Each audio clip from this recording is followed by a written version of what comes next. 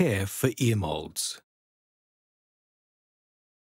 Ear moulds should be cleaned every day to remove any wax and to optimize acoustic performance.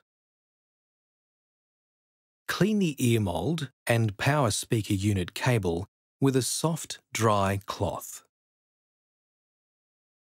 Traces of wax should be wiped away from the vent opening.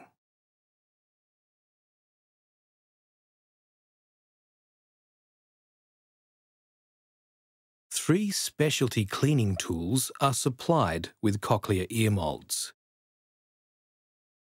A brush for daily cleaning of the ear mould,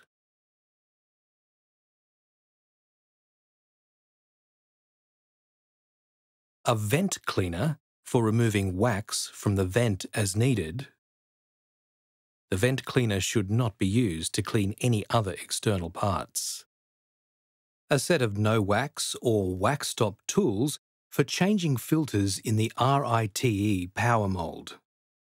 Or a set of wax stop tools for changing the filters in the power micro mould and power speaker unit filters. These filters should be changed whenever they are clogged or whenever volume reduces.